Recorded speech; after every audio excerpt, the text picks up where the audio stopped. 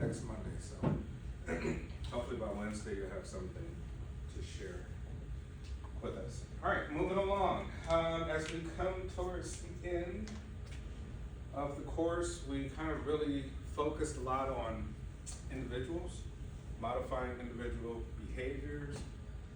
We look at durations, intervals, schedules, enforcements, generalization, right? All these different kind of things to think about. Now we're going to kind of talk more about systems, organizations, for that matter. You could think of maybe some of you play sports, and you are part of a team, right? Some of you work, you're an employee, maybe part of a group, right? So I'm sure you have a lot of kind of thoughts on these things that we'll talk about today, right? So here we're talking about system-wide management. How do you get an entire group of individuals to be on the same page with new operating procedures? Like, hey, we're going to implement something new, a new way we do things. Maybe it's some new rules we have, things you can't do anymore, right? Maybe it's something to improve performance, like, hey, we're rolling out a new project, a new product, a new service, something new. We need an entire group of people to be on the same page, right? How do you do it? Complicated, right? Because you're like, well, over time, people may just fade, right? You're like, hey, okay, they taught us this, but I'm going to revert back to my old behavior anyway. Why? Because, I don't know, they haven't mentioned it enough. They're not present. There's no real benefits. I didn't see any bonus. I'm not getting any praise, no encouragement.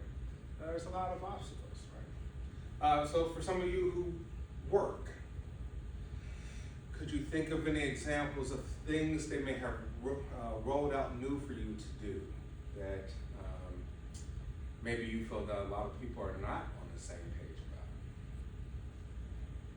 right? At your job, or any of you that have worked before. Could you think of anything like, hey, they rolled out this new thing they want us to do, some people follow it, some people don't, right? Or some people are doing it better than others, some people are still lazy and don't really care much. And what would be the reason why one group of people would be doing it, another group of people wouldn't? Like, what's the factors? Are they not being motivated? Management not communicating clear enough? Anything you could think of in your work life? Yes. For my job, they changed the employee meal policy. Like, it used to be, I don't even remember what it used to be. They used to basically just give us anything we wanted for 50% off. But then the general manager got strict about it, and he went to you can only get a few certain items for 50% off, and only if you worked 7 or more hours. And some of the managers are following it, and then others they won't give you a discount unless you work into the perimeters. Yeah, and then some managers don't care, and they'll kind of discount anything. And so how have employees responded to this? I feel like the employees are then kind of angry when the managers that are following the perimeters that the general manager set, don't give them the discount on an item that's not included. You know what I'm saying? Then they get more upset because they're used to the other managers still giving the discount. Gotcha. So you're like, hey, you know what? Here's a situation where it's random now because some managers are doing it, some aren't, and now they're anticipating, hey, which manager is here today, right? To know if I'm gonna get the discount or not. And it's gonna change my day. It might actually change my performance. It might change my mood and how I interact with customers, employees, et cetera, right? So you're like, hey, maybe consistency would be key. If you're gonna either A, do it or not do it, just kind of make it black and white, right? So we're not random. Anyone else? You work in the library, you work at the restaurant, the events and things like that. Anything you think of that, like, hey, here's a procedure they want us to do. Some people are doing it great, others lackluster, care less, or rules. Some people follow these rules, some people don't. Like, what's the factors involved for maybe the discrepancies? Let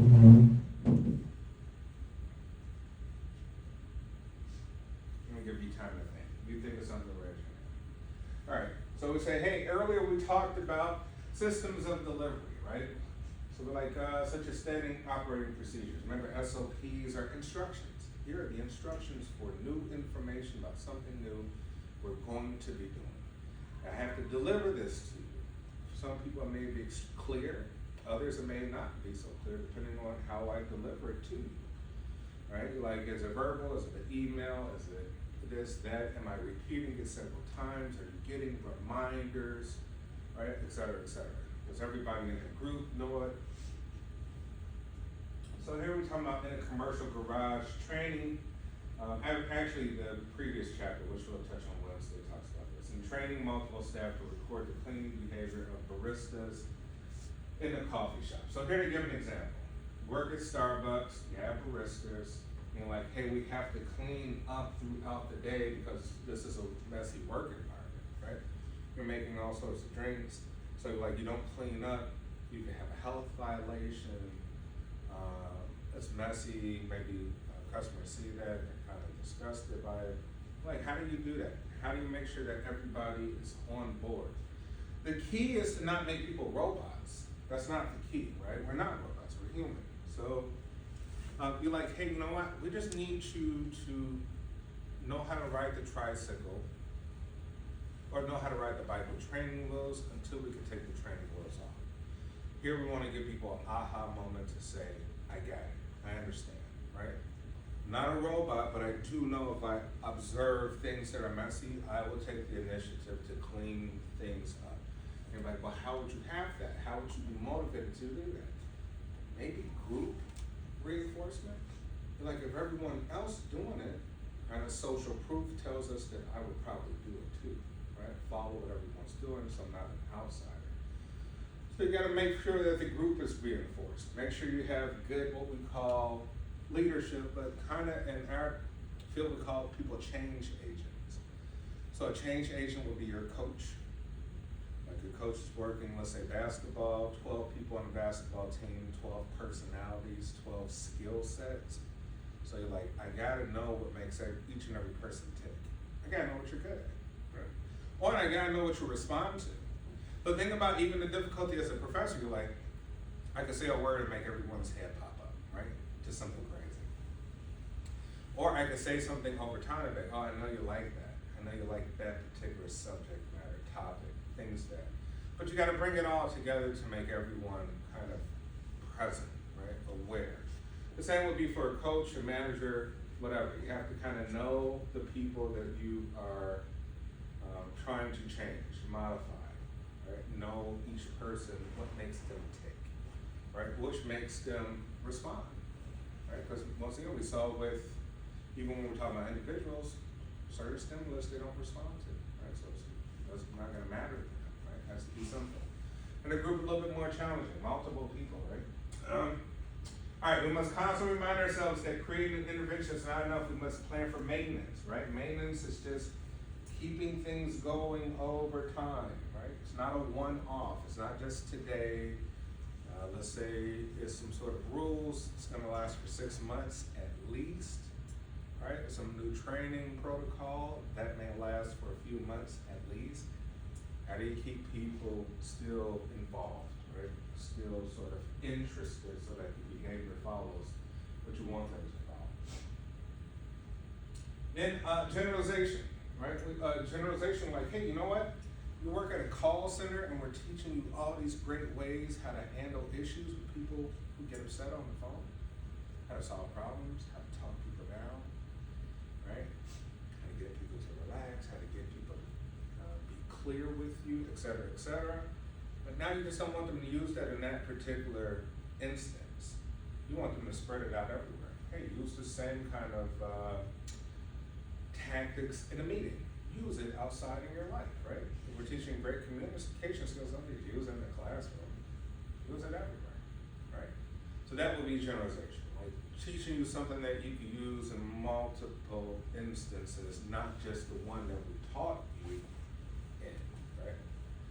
So, which is important because you think a lot of employees multitask. I'm pretty sure you do more than one job, right? Like you help out in different areas, right? Whether it's just serving people. Sometimes I have to clean, right? Sometimes we have to go back of house, talk to people preparing food. hours, set up things, right? And then there may be other issues too with customers, right? People have different questions about different things, even outside of just sitting at the table or coming up to the bar or having a menu. You may want some more insight, right? And so you want to take those skills and kind of spread them out to generalize them. Now, and you got that fading to create durable behavior change, right? So we got to plan for that. You're like, hey, you know what? Things may fade. At what point will we see things fading? Do we do something about it, right? Do we roll out a new bonus program, compensation? Do we have a new way of praising you? Not just praise, but just kind of like motivation to some degree, right? We have to come up with something new. All right, so the object of a behavior system or package, as we call it, is not to control all aspects of the environment, but to create a rigid structure that precludes evolution or growth, right? So you're like, hey, you know what? It's kind of an antecedent thing. We want to have a system set up where the environment itself makes you behave in that way. It makes you grow, right? It makes you better at whatever sort of job or function that we would like you to do. So let me ask you, what are some real strong motivators in the environment of your job, or the environment, for you, those who do not work, the environment even at school, to keep going, or to be successful, or to grow? What do you think? Anything in the environment at these places? I think you talked about it earlier, like social proof. I think just being in college in general, having everybody else go up for something similar makes you want to continue doing it. Yeah. Like, hey, someone going for something similar, right?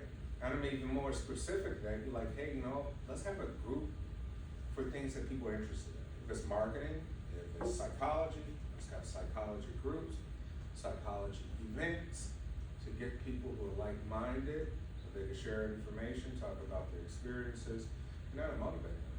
Hey, I never knew about that field of psychology. Well, that's interesting. We'll look more into that, right? Build a network. Anything else? Could you think of any things at the job or anything where you're like, yeah, I don't know. Maybe it's the way they set up people in the environment, right? Maybe the people are the real support, your coworkers or something to that degree, right?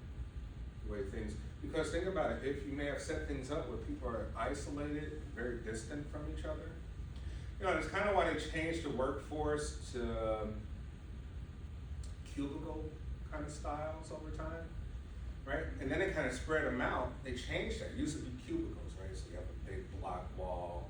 You look over, hey man, what's up? How was your weekend, right? And then they changed it. It's like knock the walls down. I'm like, well, why? Because we want like a big lunch cafeteria. We want everybody to see everybody. Like, what's the purpose?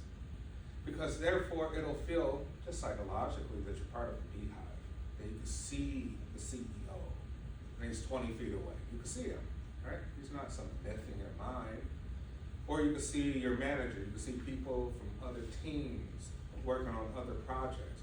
That in itself was a strong motivator for people to feel as if they're just as important as people up in the chain of hierarchy. Just simply knocking out a wall, right? Just creating one giant room. Do you think that's beneficial?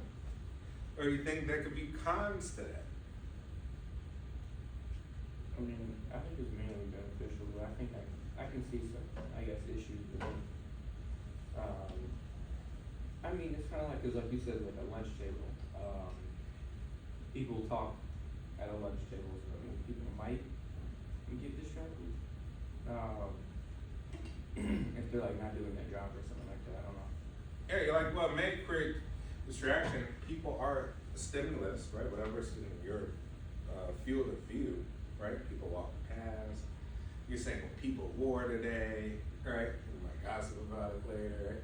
You see something, et cetera, et cetera. Or it could be maybe an issue of privacy. It's like, man, I got everybody watching me. I can't go on TikTok. And, you know, all day. Someone's gonna see that I'm doing that, right? So yes, right. Something that they have used to modify, let's say, an environment, right? Something that creates growth. All right, rather the object is to arrange contingencies within the environment in a systematic manner that reinforces desired behaviors in the correct context at the appropriate intensity and at the optimal time, right? Difficult. That's a lot of information. All right, saying you need contingencies in the environment has to be a systematic manner that reinforces desired behaviors. Here we're talking about maybe performance. We want people to perform great, or we want them to perform a certain way or operate a certain way in the correct context, right? You don't need to do it if it's not serving a real purpose, right, at the time.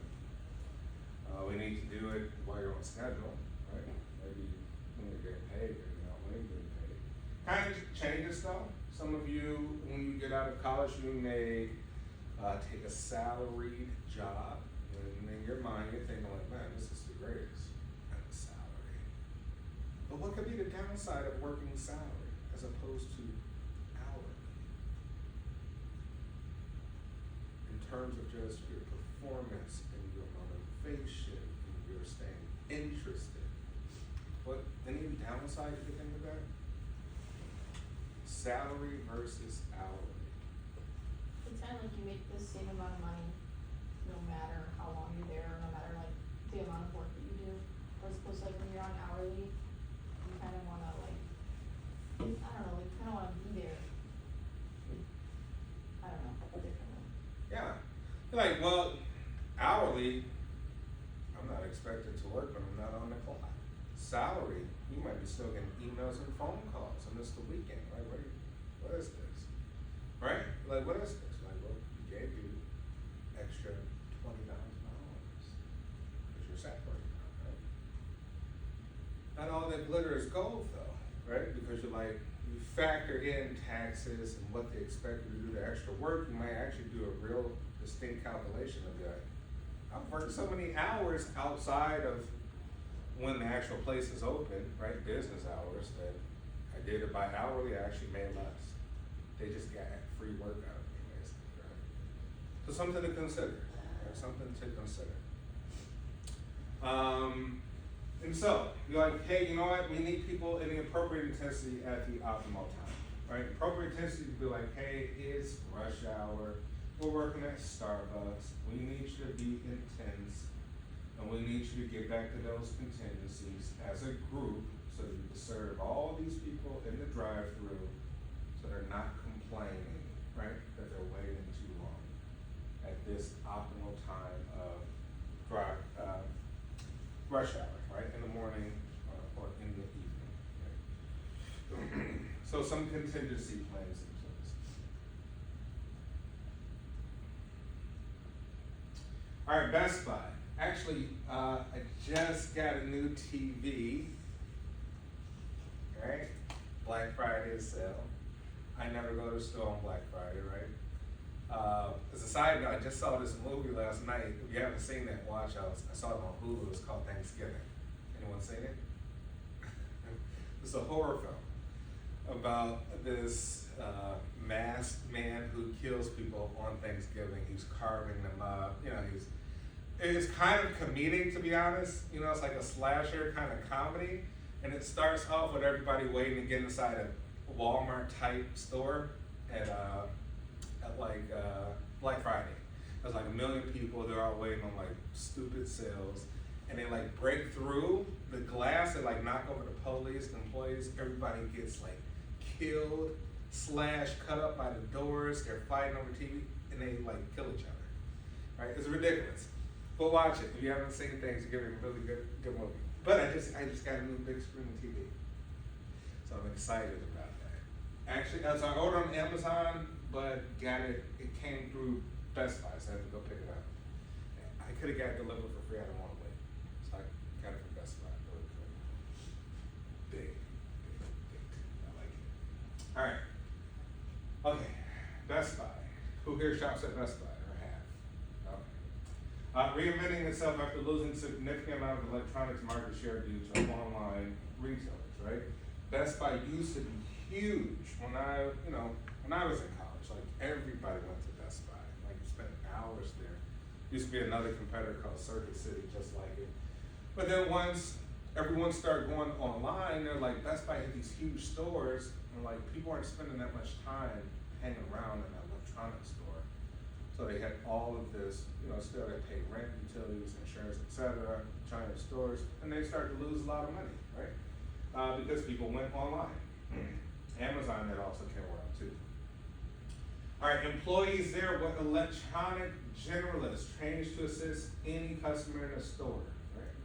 So Best Buy trained their people to serve anyone, and whether it was back then VCR, DVDs, issues with televisions, home appliances, right? Everyone's kind of trained to be a generalist, right? To kind of have general knowledge about a lot of things. Staff to direct customers to departments and give basic information, but could not give detailed comparative information that will allow customers to make informed choice. So like, hey, you got a person who's a generalist, but not a specialist. Now, if I came in for something very specific, and I have a ton of questions so I can make a good choice before I spend all this money, I think I want to talk to somebody who's kind of an expert in this area, right? So if Best Buy didn't have that, that was an issue for their performance as a competitor in the market. So they're saying, hey, between, say, different models of a television set. All right, you gotta know a lot, right? You gotta know a lot about each different electronic thing. Even television have so many different factors and functions on what should you buy? Questions about that person's environment. Hey, you live in a very dim lit home. Is it dim lighting always in the home? Is it very bright? What's the space look like? How big? How are the walls? Can you mount it? Et cetera, et cetera. Right.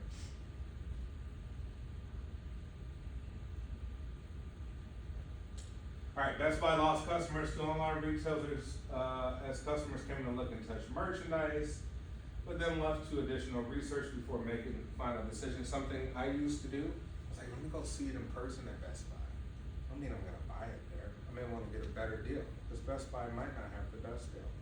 Walmart might have a better deal. Amazon might have a better deal too.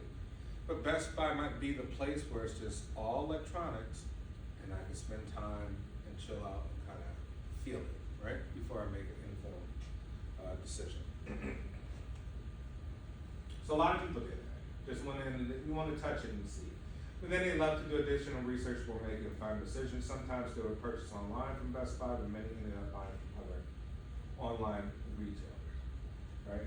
And if you do this, like if before you make certain purchases, you go see it first, depending on what the purchase is. Maybe it's a very important thing. You see it first, but you don't buy it there, and then you go buy it somewhere else. Try to find the best deal. Kind of buy it. What are some examples you can think of? I do this with my purses, like I'll buy them online, or like, it depends, like I'll buy them from a different, like whether it's like Macy's or an outlet, but I'll go to like an actual store to like look at it first usually, you know what I'm saying? Yeah, because you're like, hey, sometimes those purses are very, very pricey, right? You want to see them, try them out. You want to see the quality. You want to see how much stuff you can fit into it, right? See how it looks. Maybe think about different outfits, and then go somewhere else. Anyone else you can think of? Yes. Yeah. I use this example, like I go to Best Buy. I don't know if you know this other store called Micro Center. Yeah. I go because they're very like special. They're like they actually know what they're talking about. But at Best Buy they're like pretty vague. They're like here's what you're looking for. Yeah. But if I go to Micro Center, they tell me like everything looks good about it. They tell me like I've bought this stuff before, and I'm like, yeah. Yeah. I actually like know what they're talking about. Yeah. Micro Center has geeks, Oh yeah. right? And they know they've like the ins and outs, the cheat codes of everything about it, right? So they're pretty honest, straightforward. So people who are like really detailed go to Micro Center. Unfortunately, it's not that many Micro Centers. The one on Elstead is still around. Yeah, there was a Chicago and there's also one in Walmart, I forgot. Yeah, like somewhere out there. Yeah, so like, hey, Micro Center, very much specialist, detailed, geeky. Best Buy kind of ripped off getting that feedback and said, we're gonna implement Geek Squad, right? And so they got that feedback even from Micro Center, but oh, you know, they have the real geeks. I think we need to try to transform our employees into being geeky, the geeky types. Because we trust the geeks. Like, this is your life. You play video games all day, you're on the computer 20 hours a day, right? We trust those people to know what they're talking about, right? Alright, and Best Buy is now moving towards boutique within the store employee training, starting at 50 stores with plans to expanding to all stores. Staff members are receiving highly specialized training on the merchandise within their specific departments. So they said, hey, before we have employees, the employees could walk around everywhere and try to help everybody with basic information, right? They weren't specialists. Now we're like, no, let's compartmentalize each department. Stay in your area. You're an expert in this area. You wanna come to this area, you can answer every single question imaginable. Like, that's a whole different system. You got a bunch of generalists who walk around the whole store versus specific departments where you can answer real detailed information. Any other stores you could think of where you feel like they've changed their systems, like their approach, their employees, or their approach to servicing customers? Anywhere you think of like they've changed? Let me know. Alright, staff have tablets that allow more in-depth comparison, right? Important. People are visual, humans are visual. If we can have some sort of tablets that can show people different kind of ways it can be used, different environments. Like, hey, the technology is actually part of the operating procedures, right? Including prices for competitors. A good way to get them to say, hey, we price match. So whether you go to Walmart, Amazon, whoever, we'll match their price. So there's no reason to go to Walmart. Buy it now, right? We don't want people to leave to go do more research. Buy it now, impulsive buying, right? We want you to do it, pull the trigger now. How do we get you to do it? Show prices from the competitors, right? And be like, hey, we price match, so it doesn't matter where you go, get it now. The big difference is, even if the store does not have a particular model in stock, the employee can help the customer order from the website and have it shipped to the customer's home or for pickup at the store, which even I do to this day, right? Sometimes on the same day. They're pretty quick with it. They got a good, huge inventory, right? So that might be an excellent thing. Because you can't figure Walmart has a section, but Best Buy is an entire electronic store, so that's their focus. Walmart has a electronic section. Now, a lot of times they don't have it in inventory because so many people come to Walmart so much and buy stuff up. You know, you may have to go back to the website and do some extra stuff, or wait a few days. Feedback from customers and the employees regarding consumer behavior and necessary information about the product comparisons and frequently asked questions drive the model, right? So we're saying, hey, a lot of this, we can use good information from customers. What are the customers saying, right? We kind of see how they purchase, right? What stuff is popular, what's not. Stuff is more popular, get it in the stores. Things are less popular, get it out of the stores. And other things about product comparisons, right? Frequently asked questions, what's the most common things, so we can train people to be able to answer these pretty quickly, that drive this entire model, this system, right? So this allows management to give specific, timely information, training, and feedback to departmental employees, right? So the management is receiving all the data, all the analytics, transferring this down to their employees, so the employees are equipped to do things quick. Here's gonna be the most frequently asked questions, because what people are really concerned about. We want you to focus on these things so you can get them out quick, get them to buy, get them out quick. Right? Which is important, because you're like, hey, if people have a concern, what are their most concerns about TVs today? You wanna be able to sell that aspect, right? To ease them on that.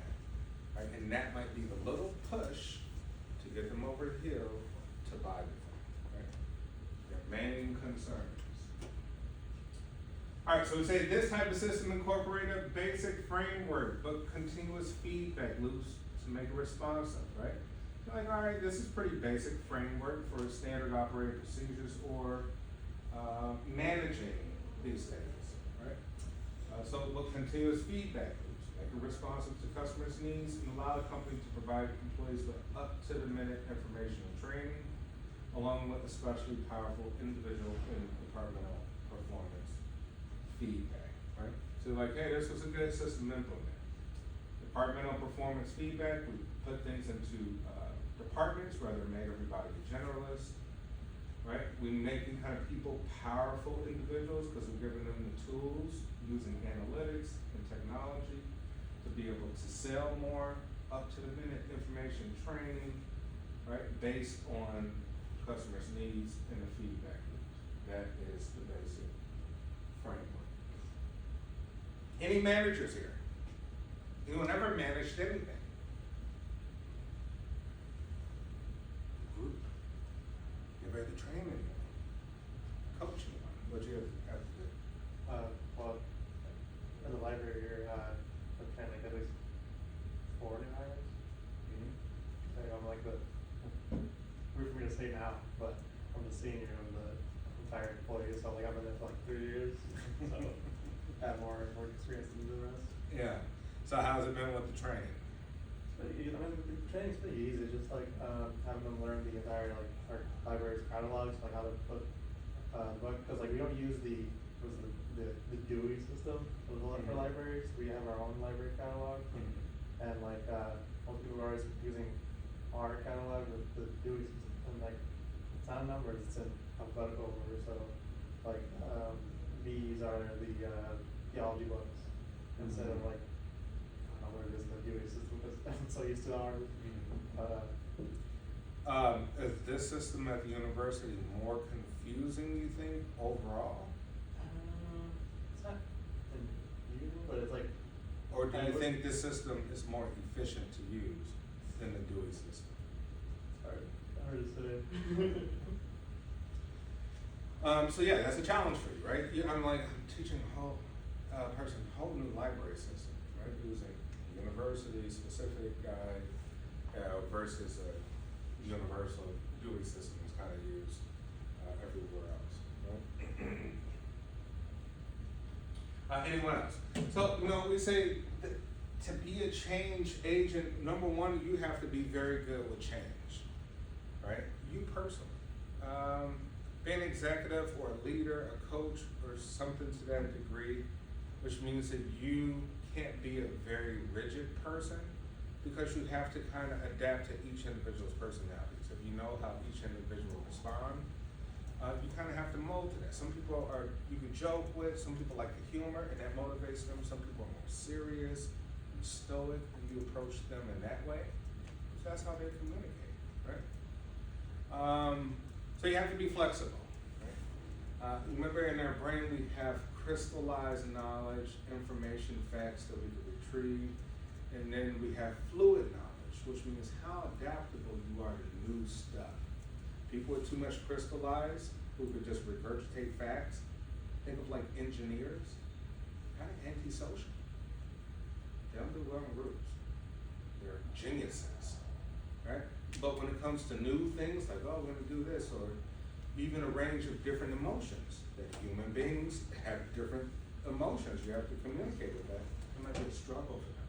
So most engineers go back and get an MBA to learn how to manage. They do all this degree for their engineer, and then they'll go back and try to learn leadership skills, communicate with different types of people, how to lead a group. That's a whole different skill set on how to be a leader, right? What is what's the golden rule in the scriptures?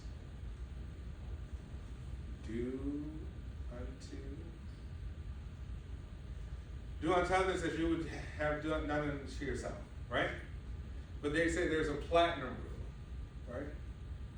Which is treat everybody the way that they want to be treated. Not treat everybody the way that you would treat yourself. Kind of treat everybody the way that they want to be treated, right? They both apply, right? Because never try to throw anything above the scriptures, but just saying like, hey, sometimes people want to be treated a certain way, and you have to kind of respond to that in order to get them to stay motivated, consistent, involved, et cetera, et cetera. All right, everyone. I'll see you on Wednesday. Hey, try to keep up with these case studies so we can begin them on Wednesday, because we only got until Monday to get them. All right, have a great day. See you on Wednesday.